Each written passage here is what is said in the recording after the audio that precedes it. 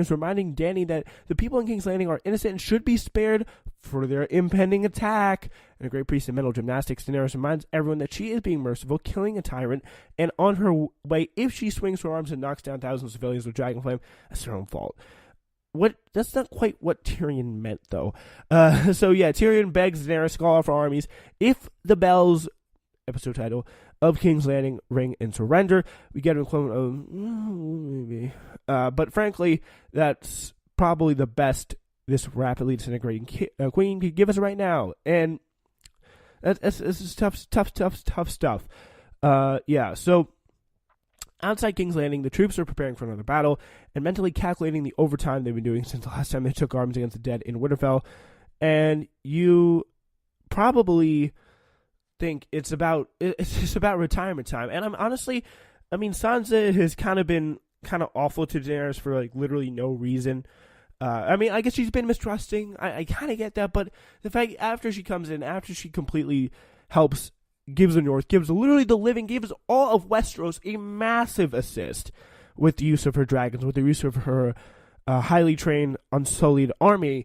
Like, how in the world are you're gonna treat with that amount of mistrust? Kind of just telling everyone secrets that you know, just absolutely saying screw you to Daenerys.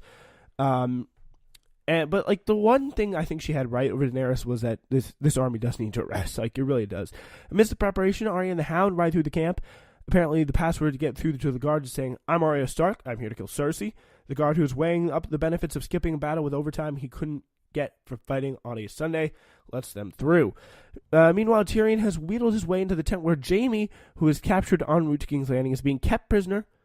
Guys, guards, come on. What's with the security here in this place? He wants to see Cersei. He just wants Cersei to see sense and save the lives of the townsfolk in King's Landing. Effectively, won't someone please think of the children? Jaime says she won't give up. Obviously, Tyrion, what are you thinking? The child is the reason she will never give an inch, he says. Absolutely right. So Tyrion unshackles him and asks him to escape with Cersei so the kingdom can surrender, telling Jaime to use a secret passage Tyrion used back in Season 7, Episode 5, to sneak into the castle. Tyrion has either just saved countless innocent lives or given his evil tyrant sister an escape route. And probably either way gotten himself killed by freeing a very, very valuable prisoner in the Kingslayer, something that is kind of ridiculous for him that he would ever do.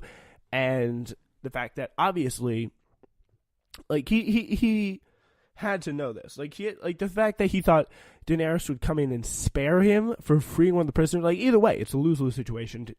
Tyrion shouldn't expect that, and Daenerys probably shouldn't let him get off for that, which is pretty crazy. After that, Tyrion has a really nice, touching farewell. Great acting by Nikolai Coster-Waldau and Peter Dinklage in the scene, saying, guys, and they probably know this is the last time they will ever see each other, and it's a really kind of a touching moment. So this is the nice moment here, where they kind of come through, meet up. I know you do. And so does Cersei. She has a reason now. The child is the reason she'll never give an inch. All the worst thing she's ever done, she's done for her children. Which, by the way, before we get to the clip that I was just talking about, this kind of touching little farewell, like, there's so much good stuff in this clip. The child is the reason she's never given an inch. All the bad things she's done are for her children. Like, the fact that Jaime can understand that, and then again, supposedly the smartest Lannister and Tyrion Lannister can't understand this is wacko insane. Like how? Like, all the worst things she's done for her children. She ostensibly did the step thing for Tommen. For Joffrey, all the things she's done for him, doing what she did to Sansa and everything. It's just all the worst things she's done for her children. Spoken by a man who knows that woman pretty damn well. It's not impossible that she'll win. She won't. Her enemy's forces have been depleted, as she said they would be. 2 of the 3 dragons are dead. She's even the odds. The city will fall tomorrow. She has the Lannister army, she has the Golden I defended Company. the city last time it was attacked. I know it better than anyone. It will fall tomorrow. Well, I suppose I'll die tomorrow, if not before. Why?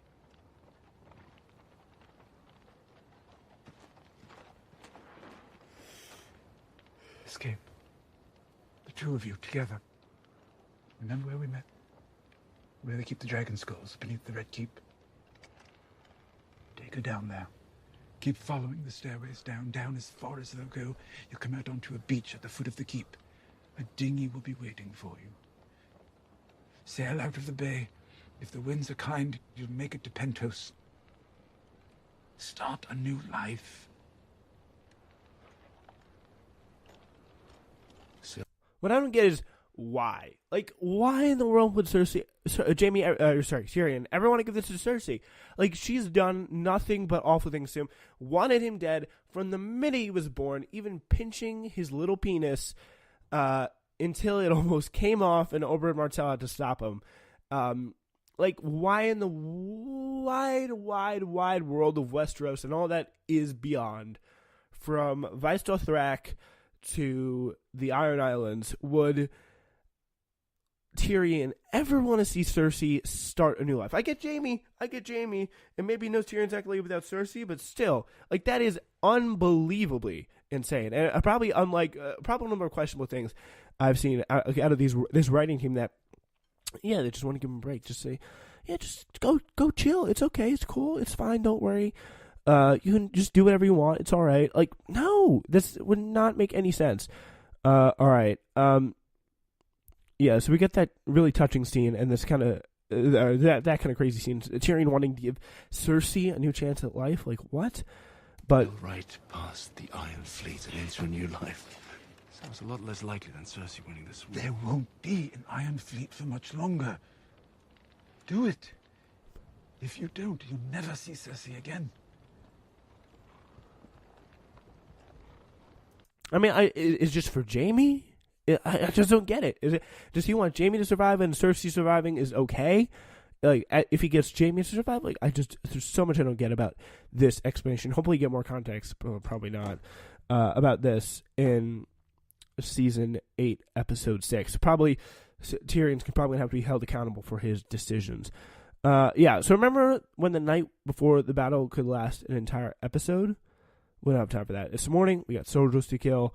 The Lannister armies are loading up their dragons and dragon-killing scorpion crossbows. The Iron Fleet is singing shanties on the water, and the townsfolk who have just been informed about Operation Human Shield are trying to escape for the impending carnage. Cersei's watching this all from her snappy new red velvet number, like she's whipped up for the occasion.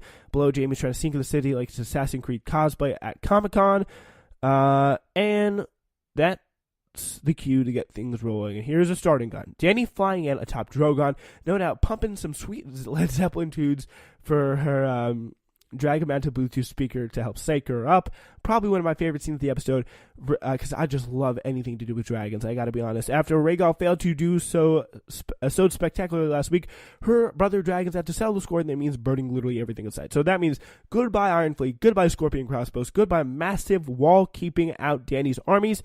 The unsullied and Dothraki armies charge through, and just like that, it's on like Drogon Kong.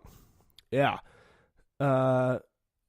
And by the way, let's give a salute to literally the main man, Harry Strickland of the Golden Company, and a guy who definitely thought was good looking enough to get a little bit of a backstory before he died. But the flick of Grey Worm Spear, the poor man's Jaime Lannister, is to dispatch with very little to do. In the moment he was running away, you could see his entire Hollywood career flash through his eyes, the entire chance of backstory, the entire chance of possibly more of character development in this goddamn show. Jesus Christ. Please make more episodes. Please make more time. Please don't make the show seem like someone image selected it and condensed it down to like a postage stamp size from a billboard size. This is literally is what it seems like at this point. But can we just take a moment to appreciate the great work by the actors, the crew, everything to do, the cast and the crew, just the effects work, cinematography is insane, absolutely insane in this episode. Things they're able to do with King's Landing, the fact that they built the entire set to destroy it outside of their studio is incredible. Yeah, so, wow. Yeah, so, Daenerys Targaryen turns to the bringer of flames, and probably very officially burns everything. The Golden Company is burnt, Your Grace. The Scorpions are destroyed, and it's not looking good. Here's the moment. It kind of hits Cersei that she's very screwed. The Scorpions are destroyed. The Iron Fleet is burning. Your Grace? All we need is one good shot. The Scorpions have all been destroyed, Your Grace. Oops. The Iron Fleet hold Blackwater Bay. Euron killed one of her dragons. He can kill another. Your Grace, the Iron Fleet is burning. The gates have been breached. The Golden Company. Our men will fight harder than sellswords ever could. They will defend their queen to the last man. Yes, Your Grace. The Red Keep has never fallen. It won't fall today. I mean, aside from the fact her dad literally made it fall at the end of Robert's Rebellion, sure, but okay, things continue to go on. Yeah, until this point, I've obviously been secretly hoping for Daenerys' redemption. I mean, I think it would really look good. It looks good. I mean, then things start to turn. At top of the wall of King's Landing, Daenerys looks upon the idea of redemption. She laughs. This is the turning point. She's shaken her magic 8-ball, and the outlook is war crimes. After a stare down with Cersei that somehow covers 3 miles of distance, Daenerys kickstarts Drogon, flies over King's Landing, and starts burning everything in sight. Innocent civilians, screaming women and children, regular people who don't work in the tanning shop, who work in the tanning shops and blacksmith forges of the city. Dany doesn't care about the macroeconomic implications of destroying an entire agrarian society that relies on small business owners. She came here to slay Queen. Grey Worm, who very clearly hasn't begun to process his grief over Missandei's death, has taken this as a cue to turn bad as well. He spears a surrendered soldier. Literally, guys, they have laid down their swords. The Lannister army's swords have all clattered to the ground. Daenerys starts burning. The bells start ringing, and Daenerys then decides to start burning. I mean, honestly, her turning into the Mad Queen, like, it's a possible thing. It's been foreshadowed many, many, many, many times in the story. But the fact that we don't have a good explanation for it, other than the fact that, according to David and Dan, she looked at the Red Keep and became mad. Like, we need a better explanation than that if this show is going to continue to make some sort of semblance of logical sense. Like, it's just that simple. Like, we need a better explanation of why she did that, why she turned bad, because as much foreshadowing as there have been from her being the Mad King, returning to being the Mad Queen, like, becoming Queen of the Ashes, like, there's been numerous amounts of times where she said, I don't want to be Queen of the Ashes. And she said the things that are better. And she's tried for better. She tried to break the wheel. And that is a very, very important thing to realize. And they really have to, and hopefully they did take it into account in writing the final episode, which is something we're going to have to find out later tonight.